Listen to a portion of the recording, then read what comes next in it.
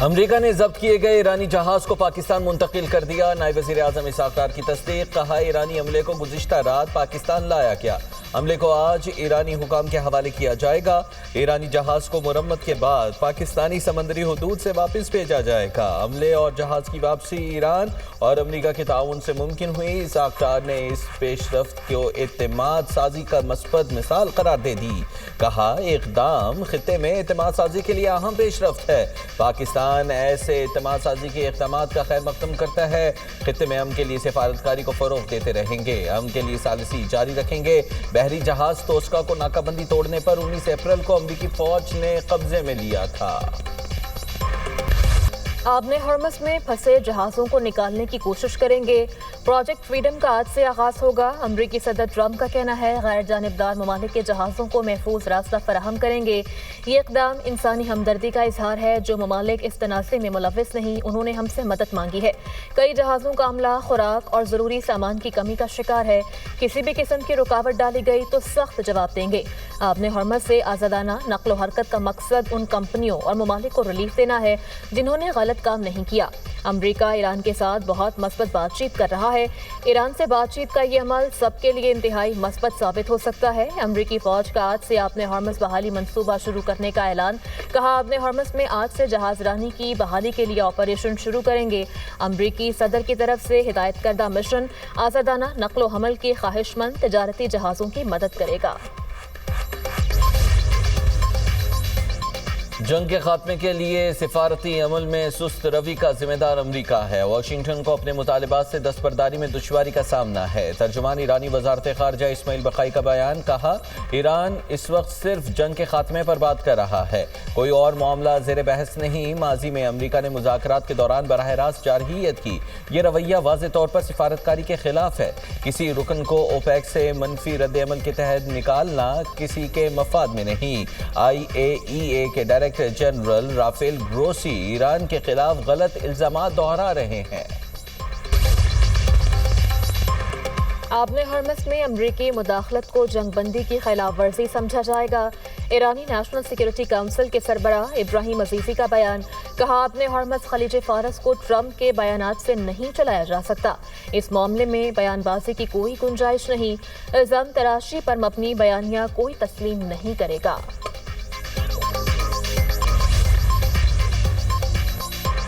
Aab-e Hormuz میں بحری آمد و رفت ایرانی افواج کی نگرانی میں ہوگی۔ تمام تجارتی جہاز اور آئل ٹینکرز ہم سے رابطے کے بغیر نقل و حمل سے گریز کریں۔ ایرانی مسلح افواج نے آبِ ہرمز میں سیکیورٹی کے حوالے سے اہم ہدایات جاری کر دی۔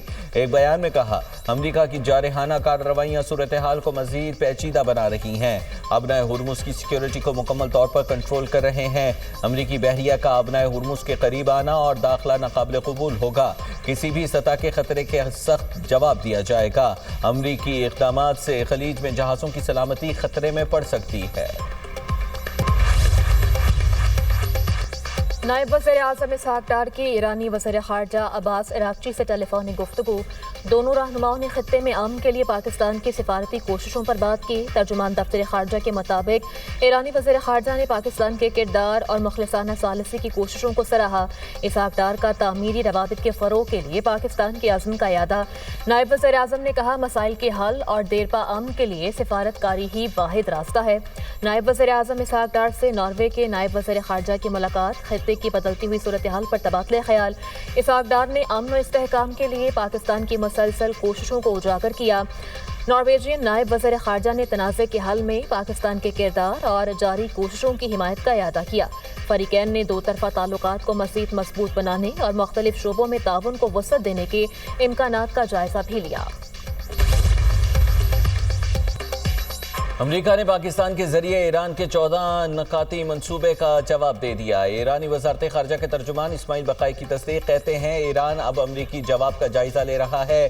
ایران کا 14 نکاتی منصوبہ خاص طور پر جنگ کے خاتمے سے جڑا ہے۔ ایرانی نکات کے تحت اس مرحلے میں جوہری مذاکرات شامل نہیں۔ ایران کی 30 دن میں جنگ کے مکمل خاتمے کی تجویز، تہران کے امن منصوبے کی مزید تفصیلات منظر عام پر آ گئیں۔ الجزیرہ کے مطابق ایران کا امن منصوبہ 3 مراحل پر مشتمل ہے۔ آبِ ہرمز کو کھولنا اور ناکہ بندی کا خاتمہ پہلا مرحلہ ہوگا۔ समंदरी बारूदी सुरंगों को हटाने की जिम्मेदारी भी ईरान संभालेगा। इसराइल समेत तमाम फरीकैन की जानिब से हमले न करने की जमानत शामिल।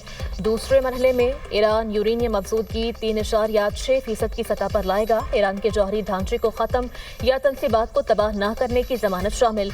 ईरान के मुंजमद असासे मुकर्ररा मुद्दत के बाद मरहलावार बहाल होंगे। तीसरे मरहले में ईरान की अरब और हमसाया ममालिक के साथ स्ट्रेटेजिक मुज़ाकरात शुरू करने की तजवीज़ दी गई है। बातचीत के जरिए मशरिक़ वस्ता पर मुश्तमिल एक मुश्तरका सिक्योरिटी निज़ाम कायम करने की तजवीज़ भी शामिल। अमेरिका अपनी अफवाज और तैयारा बरदार जहाज़ों के कब्रिस्तान के लिए तैयार है। मुशीर ईरानी सुप्रीम लीडर मोहसिन रज़ाई का अमेरिका को सख्त इंतबाह। कहा, अमेरिका दुनिया का वाहिद बहरी क़ज़ाक़ है जिसके पास तैयारा बरदार जहाज़ है। ईरान के पास इन क़ज़ाक़ों को लगाम डालने की भरपूर ताकत है। अपने बहरी बेड़ों और फ़ौज की तबाही के लिए तैयार हो जाओ। अमेरिका को इस्फहान में गिरने वाले अपने तैयारों का मलबा याद रखना चाहिए। पासदारान इनकलाब का कहना है वाशिंगटन के पास फैसलों की गुंजाइश खत्म हो चुकी। ट्रंप अब नामुमकिन फौजी मुहिम जोई या तल्ख डील में से किसी एक का इंतखाब करें।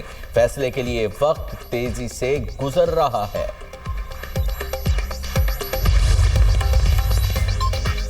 मार्का-ए-हक पाकिस्तान की तारीख का सुनहरी बाब है। अफवाज पाकिस्तान ने मैदान जंग में दुश्मन को इबरतनाक शिकस्त दी। Chairman peoples party Bilawal Bhutto सरदारी का मार्का-ए-हक की मुनासबत से मुनक़िदा तकरीब से खिताब। कहा, पाकिस्तानी कौम ने मिसाली इत्तेहाद, जज्बे और अज़्म का मुज़ाहरा किया।